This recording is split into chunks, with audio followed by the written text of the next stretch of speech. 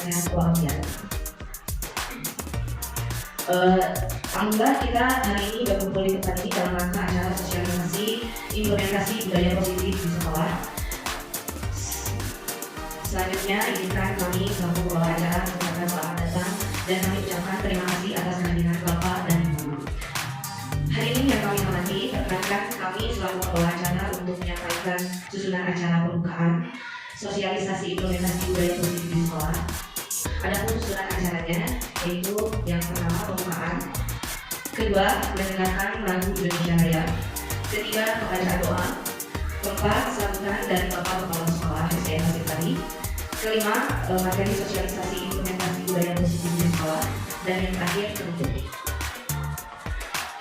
Acara akan diawali dengan mendengarkan lagu wajib Indonesia Raya. Hadirin dimohon berdiri.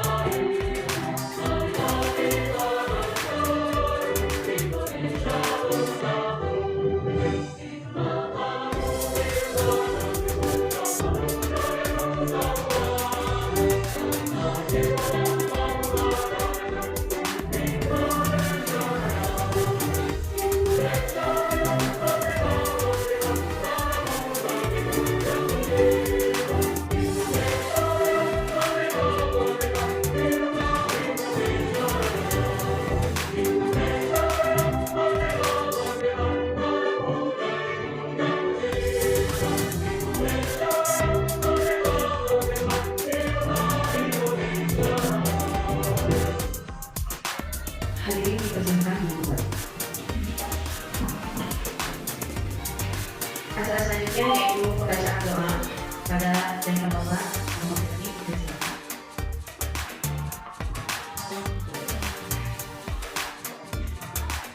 Allahumma shalli ala sayyidina Muhammad wa ala alihi wa sahbihi wa ala syakirin Allahu wa bihamdihi wa nasiya rabbana alhamdu wa syukru wa ila jalali wa karimati subhani Allahumma shalli ala sayyidina Muhammad wa ala ali sayyidina Muhammad Allahumma inna nas'aluka thayyiban wa ala thayyiban wa masakin wa hubban mahabbatan wa wa taqilana wa rahmana bi rahmatika ya arhamar rahimin Allahumma sallallahu alaihi wa ala alihi wa sahbihi wa ala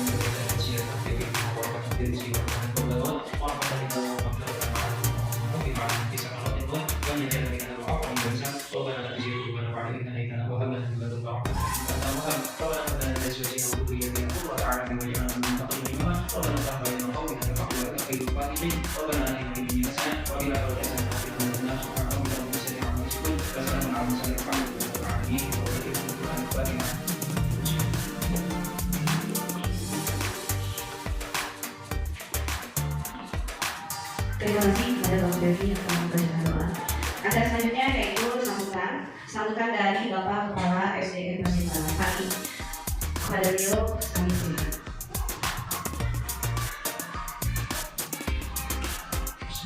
Assalamualaikum warahmatullahi wabarakatuh.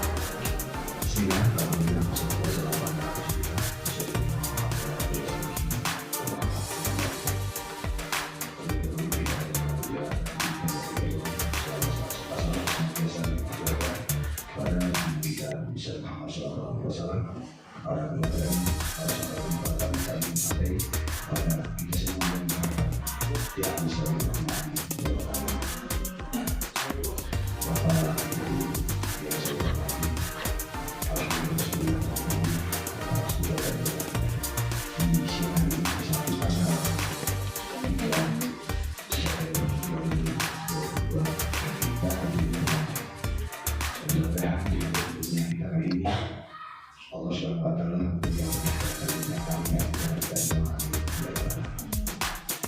Bapak yang sama karena saya ada saya di awal pertimbangan pertama mengucapkan terima kasih yang sesama pada semua yang dalam pertimbangan di SDN Pasir Tadi dan khusus kepada Ibu Lucy sebagai guru kelas 1 SDN Pasir Tadi di mana beliau mungkin dari mulai tahun 2022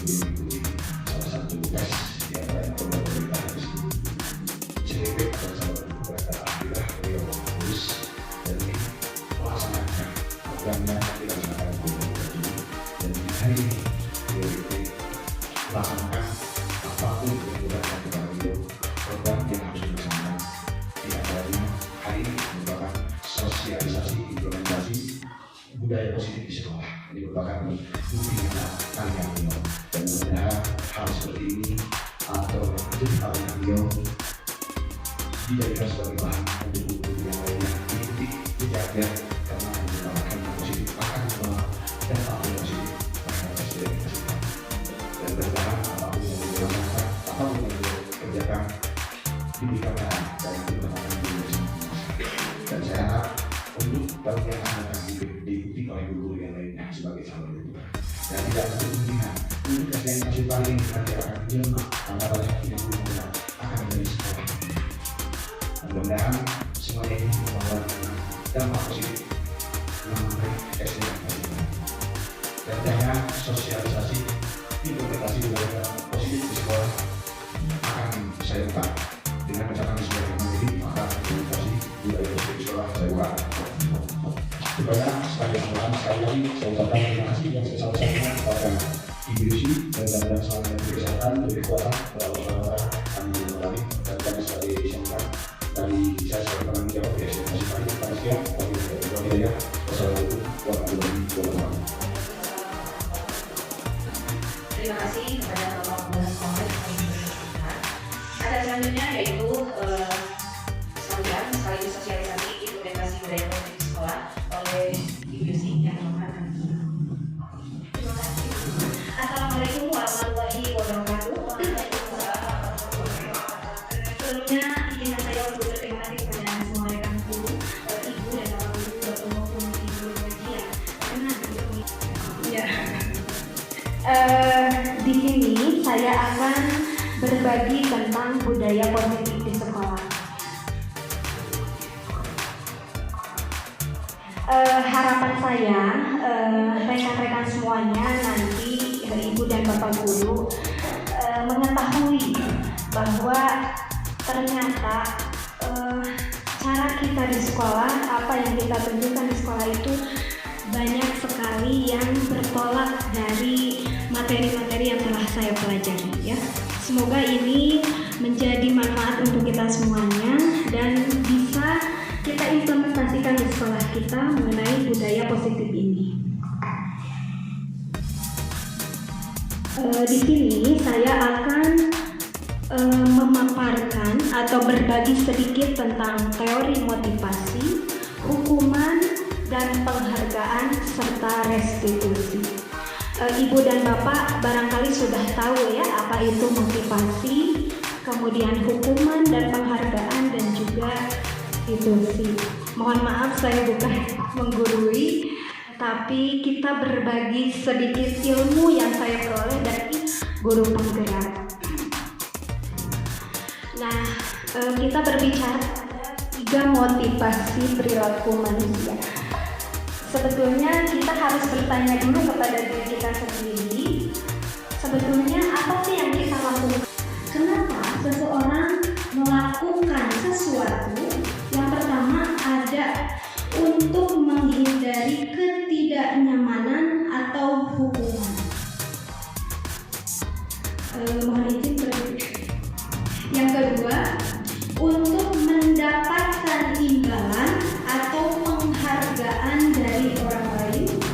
Dan yang terakhir ada untuk menjadi orang yang mereka inginkan dan menghargai diri sendiri dengan nilai-nilai yang mereka percaya. Ibu dan Bapak, di sini ada untuk menghindari ketidaknyamanan. Nah, ini merupakan motivasi terendah dari seseorang ketika ingin melakukan sesuatu. Kenapa terendah? Karena ini bisa saja bukan motivasi yang berasal dari dalam diri. Ini bisa saja jadi motivasi yang dipengaruhi dari luar. Karena apa? Karena dia melakukan sesuatu karena merasa tidak nyaman atau ingin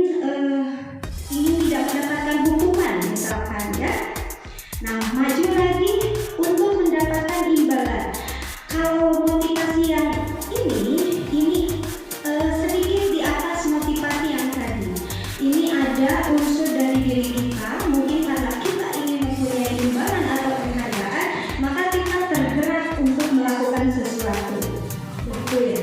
Dan yang paling bagus adalah ketika kita termotivasi untuk melakukan sesuatu, nah ini menjadi orang yang mereka inginkan dan menghargai diri sendiri. Jadi kita melakukan sesuatu itu harus berdasarkan motivasi dari dalam diri.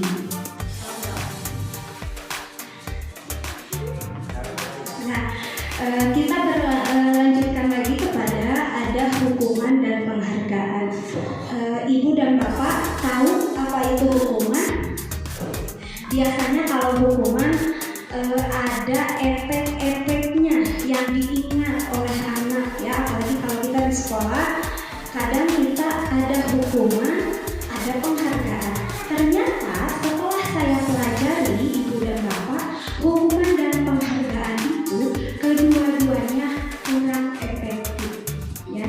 Kenapa kurang efektif? Nah, seperti yang di sini telah saya tuliskan, hukuman adalah sesuatu yang terjadi tiba-tiba atau tidak terencana. Anak atau murid tidak tahu apa yang akan terjadi dan tidak dilibatkan. Nah, hukuman juga sifatnya satu arah. Jadi kita tiba-tiba saja refleks ya. Biasanya itu kalau hukuman. Juga suka meninggalkan atau ada bekas di hati anak. Ketika kita memberikan hukuman, anak secara tidak langsung ataupun langsung dia akan merasa tersakiti hatinya. Bahkan ini berdampak panjang biasanya. Kalau anak tersakiti karena hukuman, yang ada bukan menuruti apa yang kita katakan, tetapi malah berpaling dari apa yang kita katakan. Namun sudah lama malah makin berbohong ya. Jangan kami orang di buku, hukuman malah membuat mereka tidak nyaman ya. Kemudian di dalam apa yang harus kita lakukan ya, kita seharusnya di kelas itu ada yang namanya konsekuensi. Nah, kalau konsekuensi beda dengan hukuman. Kalau hukuman tiba-tiba, nah kalau konsekuensi itu sudah direncanakan ya, atau sudah disepakati.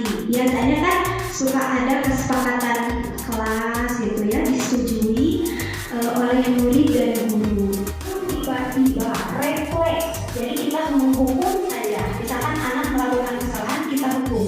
Tapi kalau konsekuensi akan diingat, tapi tidak jangka panjang. Jadi yang hanya pendek kalau konsekuensi. Nah, di sini Ibu dan Bapak coba tolong dijawab, ini hukuman atau konsekuensi. Murid diminta push up 15 kali karena tidak menggunakan masker di sekolah. Hukuman atau konsekuensi? Hukuman. Baik, kita lanjut. Menggantikan kertas tugas teman yang telah dicoret-coret. Kira-kira ini hukuman atau konsekuensi? Konsekuensi. Berjemur di lapangan pukul 12.00 karena mengobrol dengan teman. Hukuman atau konsekuensi? Hukuman. Membersihkan tumpahan air di meja karena tersenggol pada saat belajar. Hukuman atau konsekuensi? Konsekuensi. Alhamdulillah, nanti Ibu dan Bapak sudah paham mana yang namanya hukuman dan mana yang namanya konsekuensi. Jadi tadi kalau konsekuensi itu sudah ada kesepakatan dari awal. Jadi ketika di kelas anak melakukan satu kesalahan, dia akan berusaha bertanggung jawab untuk memperbaiki kesalahannya. Nah, Ibu dan Bapak, sekarang kita lanjutkan dihukum oleh penghargaan. Apa itu dihukum oleh penghargaan? Menurut Altikon, saat kita berulang kali menjanjikan hadiah kepada anak-anak agar berperilaku bertanggung jawab, atau kepada seorang murid agar mempelajari sesuatu yang baru, atau kepada seorang karyawan agar melakukan pekerjaan yang berkualitas, kita kita sedang berasumsi mereka tidak dapat melakukannya atau mereka tidak akan memilih untuk melakukannya. Ibu dan Bapak paham? Nah, jadi ya sebetulnya penghargaan itu juga kurang efektif. Ya. Kita di kelas biasanya suka memberikan bintang, ya kelas saya saja. Ya, contoh di kelas saya saja, saya memotivasi anak dengan menggunakan bintang. Dan ternyata kenapa kurang efektif? Anak bisa saja melakukan apa yang kita suruh karena mengejar penghargaan, ya mengejar bintang itu misalkan. Kenapa juga kurang efektif? Penghargaan itu bisa mempunyai pengaruh jangka pendek dan efektif. Penghargaan dapat merusak hubungan. Nah, ini apa penghargaan dapat merusak hubungan? Jadi ketika kita menghargai atau memberikan penghargaan kepada satu anak misalkan di kelas, ada anak lain yang merasa iri, tidak suka. Nah, itu kita kan memunculkan sifat iri mungkin ya kepada anak. Akhirnya anak yang tidak mendapatkan penghargaan akan marah atau mungkin akan berlaku tidak adil kepada teman yang mendapatkan penghargaan. Nah, makanya dikatakanlah penghargaan itu dapat merusak hubungan.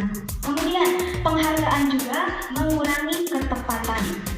Ada yang diberikan penghargaan biasanya tidak lebih bagus daripada yang tidak diberikan penghargaan, ya kan? Seperti itu. Kemudian penghargaan juga menurunkan kualitas. Nah, di sini juga penghargaan dapat mematikan kreativitas. Maksudnya, ketika sebetulnya dalam diri seseorang itu sudah ada penghargaan dalam diri mereka. Contoh, ketika kita sudah melakukan atau bisa melakukan sesuatu, hati kita senang. Nah, itu kan bentuk penghargaan, menghargai diri kita. Nah, ketika ada yang memberikan penghargaan, sebetulnya itu sedang mematikan kreativitas dari dalam dirinya.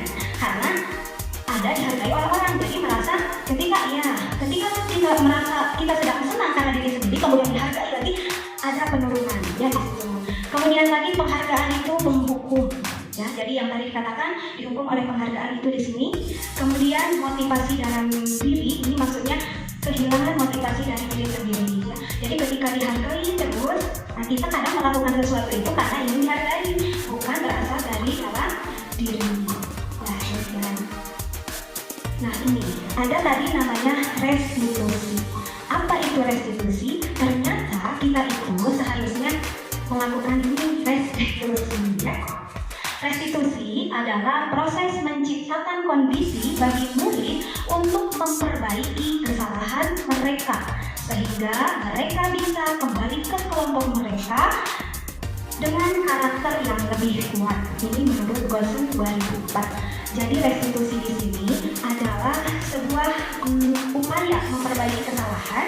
Jadi ketika ada anak di kelas apabila melakukan kesalahan, kita tidak langsung menjudge mereka atau menghukum mereka, atau juga seperti tadi terus dihargai juga itu kurang tepat.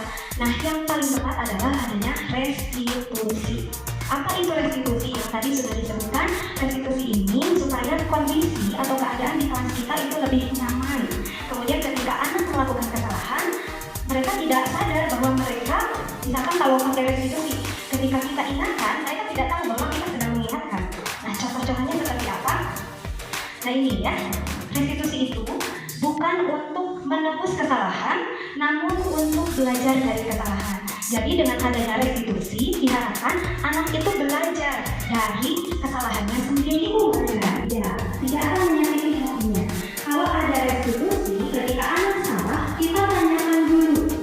Karena anak juga pasti punya alasan kenapa dia melakukan itu, kenapa anak yang tadi ya, 3 perilaku itu, kenapa salah kesalahannya.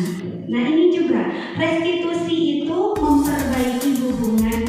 Alhamdulillah waktu itu saya sudah berkolaborasi dengan Bu Wanda di kelas 5 untuk menjalankan restitusi ini. Dan testimoni anak, ketika anak diperlakukan dengan restitusi ini, hatinya senang. Jadi mereka melakukan salah, tetapi ketika kita ingatkan dengan cara restitusi ini, anak katanya tidak sakit hati. Gitu. Jadi mereka mau melakukannya tanpa sakit hati, tanpa merasa disuruh, gitu ya. Jadi kita tugasnya hanya mengingatkan. Kemudian restitusi itu adalah tawaran, bukan paksaan. Kalau hukuman sifatnya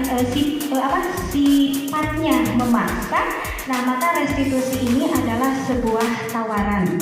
Kita menawarkan kepada anak. Contoh sekarang di kelas 1 saja lumayan ya, karena banyak anak laki-laki, luar biasa. Tetapi saya selalu mengatakan, boleh tidak kita duduk misalkan, boleh tidak kita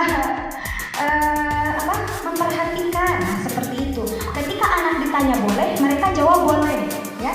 Jadi lebih kepada tidak memaksa, menghindari kata-kata jangan ya, seperti itu.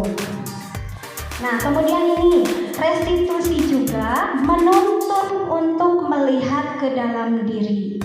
Jadi anak-anak nanti merasakan atau menuntun kembali diri mereka, mau seperti apa mereka. Nah seperti itu ya. Kemudian lagi restitusi mencari kebutuhan dasar yang mendasari tindakan. Restitusi diri adalah cara yang paling baik. Restitusi juga fokus pada karakter, bukan pada tindakan. Jadi karena sekarang kita sudah merdeka mengajar, jadi yang difokuskan itu adalah karakter. Setiap anak itu unik dan berbeda, maka sekarang bukan zamannya lagi kita memaksa anak. Misalkan kalau anak ini bisanya di numerial atau berhitung, atau ini literasi, atau ini seni. Ketika anak dipaksa untuk bisa fokus di matematika saja, mungkin kita melupakan bahwa di kelas kita ada anak yang pandai dalam hal yang lain. Nah, maka itu restitusi fokus pada karakter, bukan pada tindakan. Restitusi juga menguatkan. Restitusi juga fokus pada solusi dan juga mengembalikan murid yang berbuat salah pada kelompoknya. Jadi ketika ada anak yang berbuat salah, kalau hanya peraturan, anak mengikuti serangkaian peraturan itu, mereka mengikuti saja tanpa mereka tahu apa sebetulnya tujuannya, apa sebetulnya yang ingin mereka capai ya. Jadi sekarang latar belakang suku, negara, bahasa maupun agama. Jadi kita tidak membeda-bedakan. Keyakinan kelas lebih abstrak ya, dibuat dalam bentuk yang positif, tidak terlalu banyak sehingga mudah diingat dan dipahami. Kemudian juga ada kontribusi dari semua warga kelas dalam menentukan keyakinan kelas. Seperti apa contohnya keyakinan kelas? Nah, di sini ini adalah contoh keyakinan kelas. Kebetulan karena saya kelas 1, jadi pakainya untuk di kelas 1 ya. Contohnya, kalau keyakinan itu kita harus menggunakan kata-kata yang positif ya, semuanya positif. Setiap anggota kelas perlu belajar. Nah, kita tersurat boleh kita tuliskan, tetapi dengan tersirat kita utarakan juga kepada anak bahwa kita di kelas perlu belajar ya. Tanpa, kalau peraturan kan biasanya harus misalkan ya, harus belajar. Nah, itu lebih ke menekan, memaksa gitu ya. Nah, kalau keyakinan, ketika anak yakin, oh iya kita itu harus belajar. Nah, tanpa disuruh pasti mereka juga mau belajar. Atau ketika mereka ada salah, mereka akan mengingat lagi keyakinan kelasnya. Oh iya kita di kelas perlu belajar. Kemudian lagi, setiap anggota kelas perlu senang ya. Jadi di kelas perlu senang. Nah, itu adalah contoh-contoh sebuah keyakinan kelas. Kemudian lagi, setiap anggota kelas perlu melakukan tugas. Jadi ketika anak tugas, mereka akan ingat ada keyakinan kelas, yaitu kita perlu ini melakukan tugas. Kemudian lagi, setiap anggota kelas perlu saling menghargai. Nah, kalau kita menggunakan kata-kata keyakinan seperti ini, anak akan melakukannya tanpa merasa dipaksa, ya Ibu dan Bapak. Kemudian lagi setiap anggota kelas perlu merasa aman. Ini sudah kalau kita jabarkan di kelas, ketika ada keyakinan seperti ini, anak di kelas perlu merasa aman. Oh, nanti mereka sadar, oh berarti saya tidak boleh lah mungkin mengganggu teman-teman, ya seperti itu. Atau kita tidak boleh jahat kepada teman atau jahil dan lain sebagainya yang membuat seseorang merasa tidak aman. Nah, kenapa kita perlu melaksanakan hal-hal yang tadi? Kemudian ada keyakinan kelas. Pada dasarnya kita manusia itu punya 5 kebutuhan, ya. Jadi kita itu setiap manusia punya 5 dasar kebutuhan. Yang pertama, kebutuhan bertahan hidup. Kemudian kasih sayang dan rasa diterima. Kemudian lagi ada kebutuhan penguasaan atau kebutuhan pengakuan atas kemampuan. Kemudian lagi kebebasan atau kebutuhan akan pilihan, dan kebutuhan kesenangan atau kebutuhan merasa senang.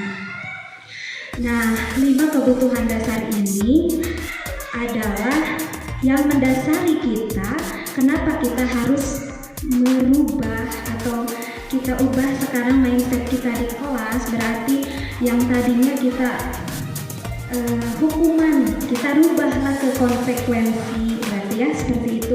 Karena ini kita ingat lagi ada kebutuhan dasar manusia. Barangkali ketika ada anak di kelas kita yang terlihat sangat-sangat luar biasa, ya luar biasa. Nah mungkin kita lihat lagi ke sini, ada kebutuhan kasih sayang dan rasa diterima. Bisa saja anak yang di kelasnya luar biasa aktif dan benar-benar kadang mengganggu teman. Nah mungkin ini dia itu sedang butuh kasih sayang dan ingin diterima biasanya, ya.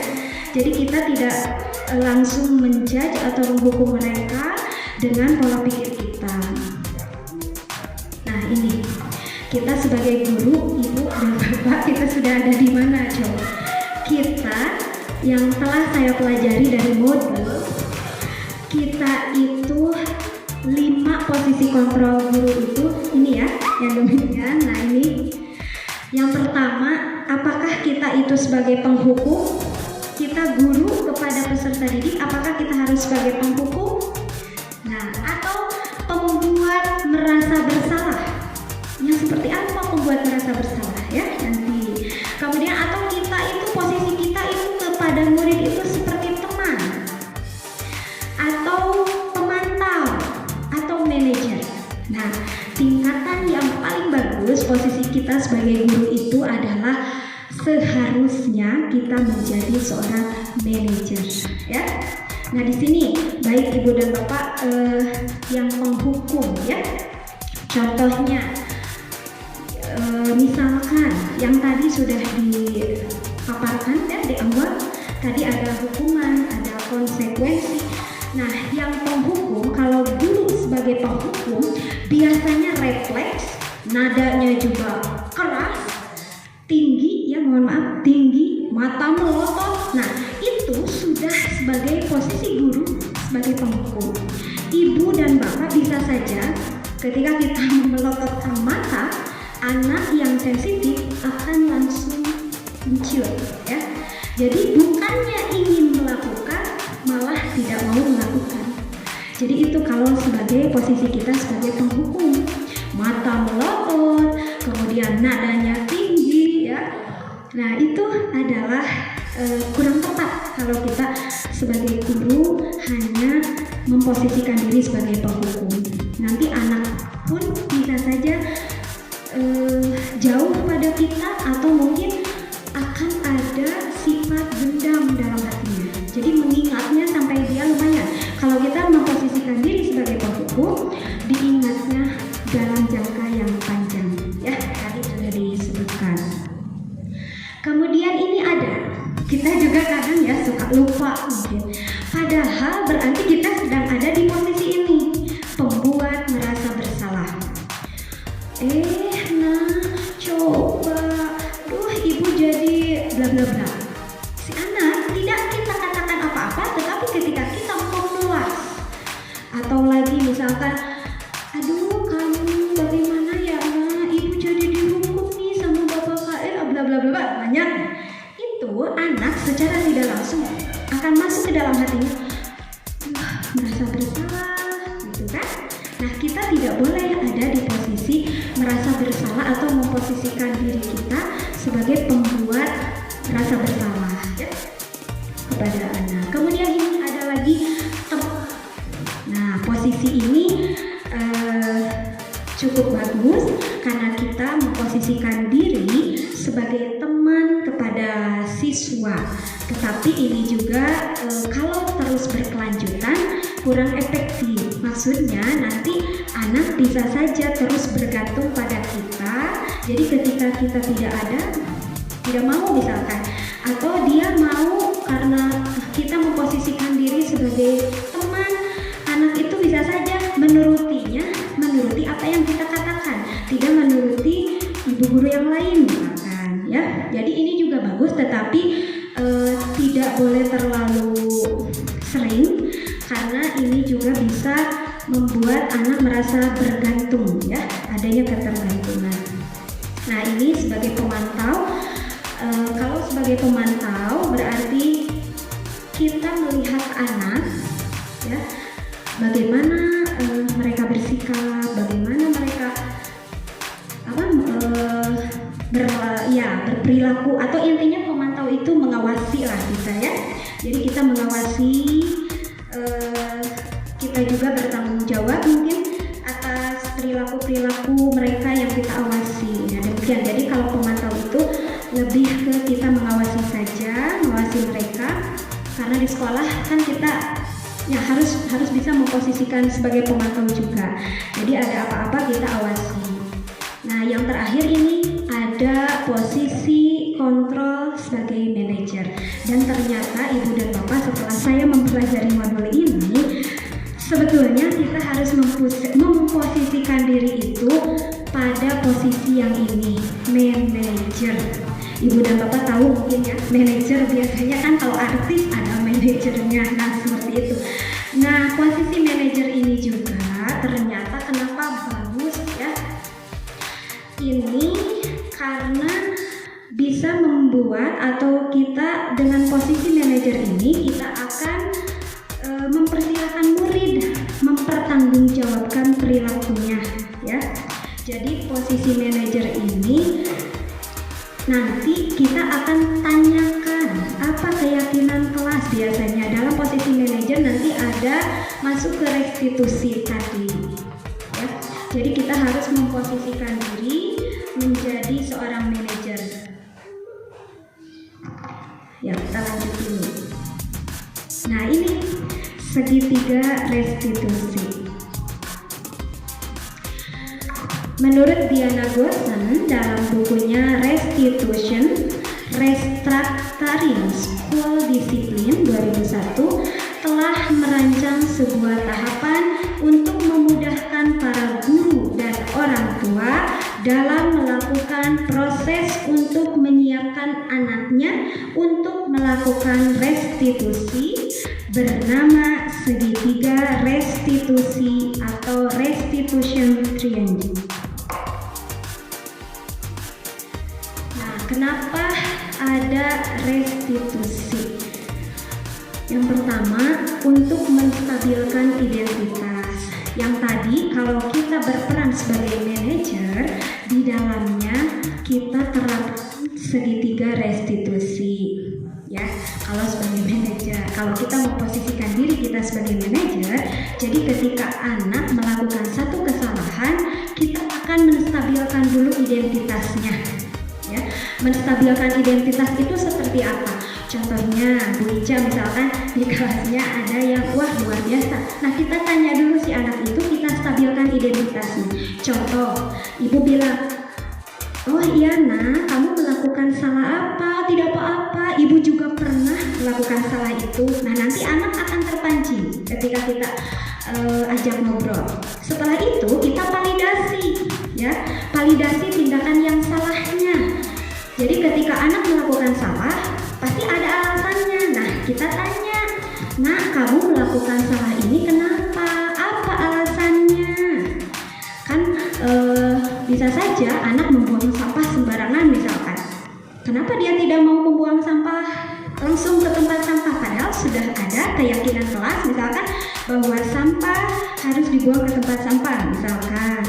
Nah, kita tanya keyakinannya, yang ini menanyakan keyakinan. Jadi kalau dia sudah ditanyakan keyakinan, dia akan melakukan atau memperbaiki kesalahannya itu dengan senang tanpa merasa terpaksa. Ya, ini jadi segitiga restitusi. Yang pertama, menstabilkan identitas atau stabilize the identity, kemudian validasi tindakan yang salah atau validate the misbehavior, kemudian menanyakan keyakinan seek the life, ya.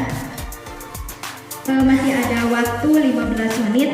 Jika ada yang ingin ditanyakan atau ada yang kurang dimengerti, boleh Ibu dan Bapak silakan kita kolaborasi saja, kita sharing. Kebetulan ini ada di modul saya, di modul 1.4. Nah, tadi pembiasaan budaya positif. Nah, ini kenapa kita ada restitusi dan lain sebagainya, ini adalah sebagai bentuk daripada budaya-budaya positif. Jadi kalau kita bisa berbudaya positif di kelas, maka insya Allah mungkin anak-anak kita juga akan jadi anak-anak yang berperilaku positif. Jadi jangan sesekali kita langsung memposisikan diri menjadi penghukum, walaupun ya mungkin kita tanpa sadar mungkin pernah melakukan atau memposisikan diri kita menjadi seorang penghukum. Tetapi setelah kita tahu bahwa ternyata menghukum itu dampaknya luar biasa, bisa saja menimbulkan rasa dendam juga kepada kita. Yang ada anak nanti bukan hanya membangkang, ya, bahkan mungkin dia tidak mau lagi mengikuti apa yang kita katakan. Nah, jadi semoga kita bisa menjadi guru yang memposisikan diri sebagai manajer. Jadi kalau manajer itu yang tadi, jadi ketika di kelas anak melakukan satu kesalahan, kita budaya positifnya ya kita tanya dulu. Nah, itu baik ya, berarti kita bertanya kepada anak apa yang dilakukan, kenapa melakukan kesalahan itu, kita tanyakan dulu alasannya apa. Bisa saja kalau anak yang buang sampah sembarangan, misalkan di tempat duduknya, kita tanya kenapa membuang sampahnya di sini, anak akan ada menjawab karena malas ke tempat sampah, Bu, misalkan, atau Bu tempat sampahnya, atau Bu malas ke depan atau apa. Nah, itu kan biasanya seperti itu. Jadi kalau kita sudah tahu alasannya, oh iya, ternyata sesuatu itu yang dilakukan oleh anak tentu ada alasannya. Jadi kita tidak usah atau tidak boleh langsung menjudge anak dengan pola pikir kita, gitu ya. Jadi tadi juga yang dikatakan tadi di kelas itu apa yang seperti ya, yang ilmu yang saya dapat dari modul-modul guru penggerak, anak itu kan berbeda, unik. Kemudian juga sekarang anak hidup di zamannya, ya. Jadi kita harus benar-benar melihat kodrat anak itu, harus benar-benar melihat juga dengan zamannya. Jadi mungkin kalau sekarang zamannya sudah zaman seperti ini, kalau kemarin dari ilmu yang kita dapat ketika diseminasi sudah sekarang generasi alpha, ya. Nah, si generasi alpha, jadi mungkin anak tidak bisa kita paksa begitu saja untuk melakukan sesuatu. Jadi harus selalu ada komunikasi, berarti ya. Jadi tidak bisa langsung, kalau dulu mungkin hukuman sering kita terapkan. Nah, cobalah sekarang kita memposisikan diri kita sebagai manajer atau sebagai pemantau juga dengan melihat atau menerapkan segitiga restitusi yang tadi. Jadi ketika ada apa-apa kita validasi dulu, kita tanyakan dulu identitas mereka, maksudnya ada penguatan dulu identitasnya supaya mereka tidak langsung merasa udah jadi hukumnya gitu ya, tidak. Jadi ketika mereka melaksanakan keyakinannya dengan tadi, kalau kita sudah buat keyakinan di kelas, nah maka ketika anak membuang sampah tidak di tempatnya, dia pun akan merasa malu sendiri. Kemudian dia akan menjalankan keyakinannya untuk membuang sampah pada tempatnya. Nah demikian Pak, mungkin yang saya dapatkan dari modul 1.4. Ya silakan jika ada yang ingin ditanyakan atau ingin berbagi juga, saya persilakan. Mohon maaf atas segala kekurangan. Wabillahi taufiq wal hidayah. Wassalamualaikum warahmatullahi wabarakatuh.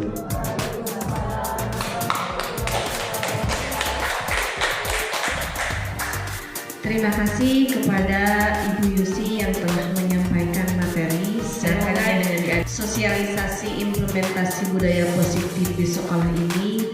Diharapkan mulai dari sekarang dan ke depannya sekolah kita menuju ke arah yang lebih baik lagi. Mohon maaf apabila ada salah. Wabillahi taufiq wal hidayah. Wassalamualaikum warahmatullahi wabarakatuh. Restitusi itu adalah proses menciptakan kondisi bagi murid untuk memperbaiki kesalahan. Jadi lebih ke kita mengkondisikan anak memperbaiki kesalahannya itu tidak langsung namanya kami memplok gitu ya. Nah itu jadi tidak langsung disalahkan. Jadi sebuah proses. Jadi kita membuat proses ketika anak melakukan salah itu, nah kita adakanlah ini, ada sebuah proses menciptakan kondisi bagi murid sehingga ketika mereka melakukan salah, saat kembali lagi ke kelompoknya tidak akan merasa malu, contoh, tidak malu, kemudian juga justru lebih kuat, kemudian lebih tahu apa kesalahan yang dia lakukan.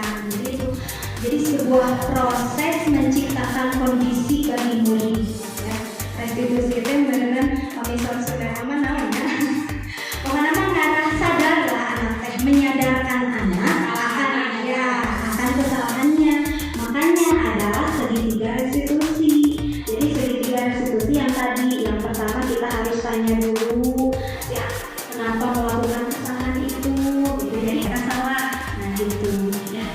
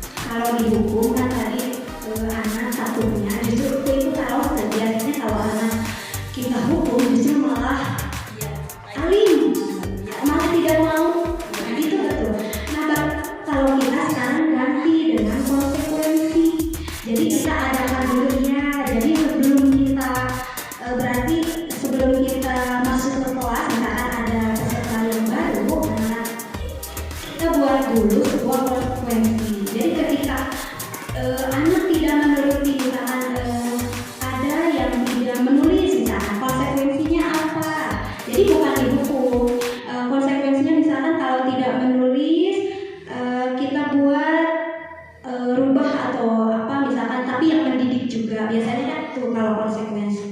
Kalau ditanya tentang kita bisa memakai semuanya, setelah saya mempelajari modul ini, memang Bu, menghukum itu kurang tepat. Iya.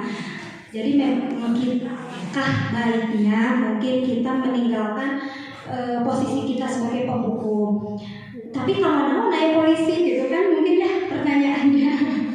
Nah, di sini ya Bu, kalau mungkin posisi kita menghukumnya yang mendidik, berarti istilahnya konsekuensi seperti itu. Mungkin kalau anak sekarang ada konsekuensi. Kalau anak tidak, misalkan di kelas dia mencoret-coret seperti yang tadi saya contohkan, mencoret-coret buku teman, konsekuensinya apa? Misalkan mengganti buku temannya dengan kertas yang baru, kan itu konsekuensi. Jadi anak tidak akan merasa dihukum karena sudah ada kesepakatan dari awal. Kalau menghukum kan biasanya refleksnya Bu, nyeselan. Nah itu ternyata harus kita hindari. Tuh, ya. Jadi ya lebih ke harus lebih ke konsekuensi, berarti sebelum kita masuk ke kelas itu kita harus buat sebuah konsekuensi dulu. Jadi ketika anak melakukan salah, mungkin kalau kita sudah bikin konsekuensi, saat kita mengingatkan pun anak, oh iya ini konsekuensinya, kalau saya tidak ini ya diingatkan gitu. Sulit ya Bu, pada kenyataannya ini luar biasa ya, banyak tantangan kalau di lapangan, beda dengan teori. Ya, tetapi kita memang harus belajar memposisikan diri sebagai manajer.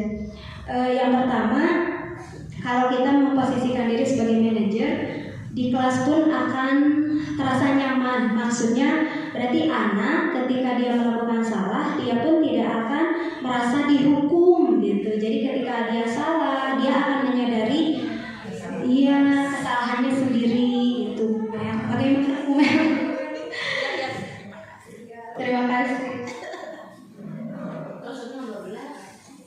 Ya, atas segala kekurangan, itulah pembelajaran yang saya dapatkan dari pendidikan di Guru Penggerak.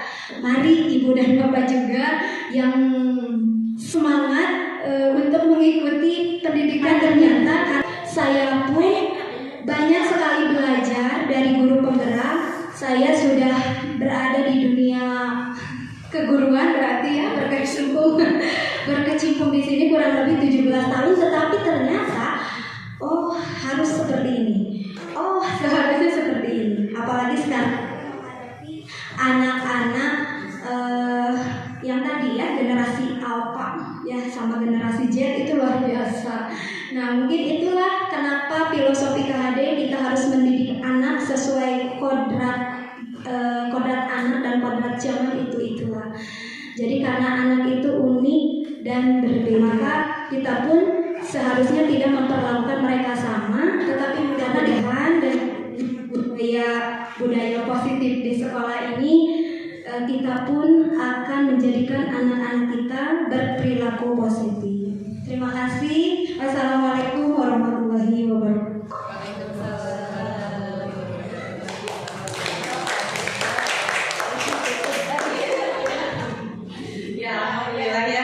Mungkin ini tutup jam kedua kalinya.